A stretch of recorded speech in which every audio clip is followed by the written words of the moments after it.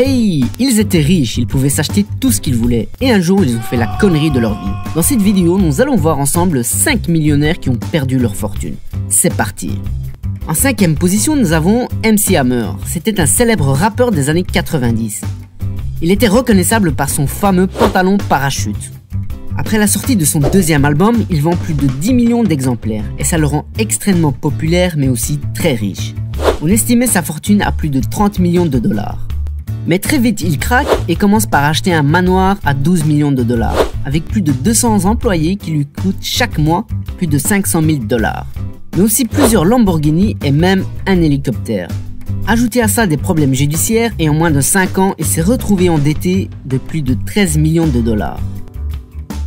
En 4e position, Pascal Brun. Il gagne en 2004 la somme de 26 millions d'euros au loto. Ce petit boucher sans histoire revend tout de suite son commerce et change de vie du jour au lendemain. Et là, il part complètement en sucette. Il est arrêté plusieurs fois pour conduite en état d'ivresse, il écope de 6 mois de prison, se fait saisir plusieurs Ferrari et essaye même de sudoyer des policiers.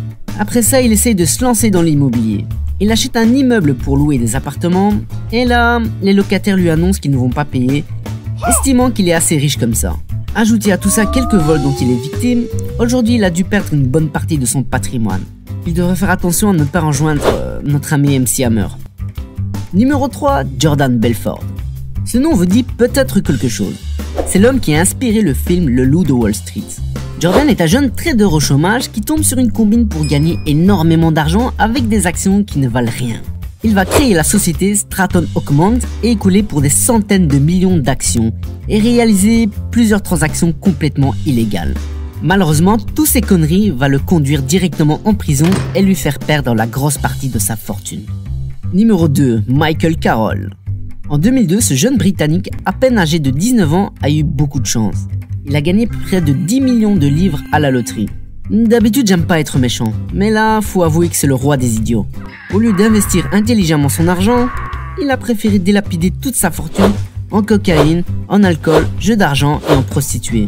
Résultat, en quelques années, il a flambé tout son argent. Et aujourd'hui, il travaille dans une usine de biscuits pour un salaire de 800 livres par mois. Et le numéro 1, c'est Kim Dotcom. Alors ce mec est exceptionnel. Issu d'une famille modeste, il a toujours voulu gagner de l'argent. Dans sa jeunesse, il fait fortune dans l'informatique, mais avec des activités plus ou moins légales. D'ailleurs, ça va même lui coûter un petit séjour en prison.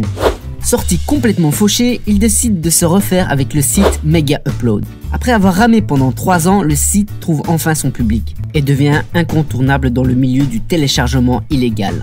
Et là, c'est le jackpot pour Kim. Mais voilà, tout ça n'est pas très légal encore une fois. Et le FBI va y mettre un terme le 20 janvier 2012.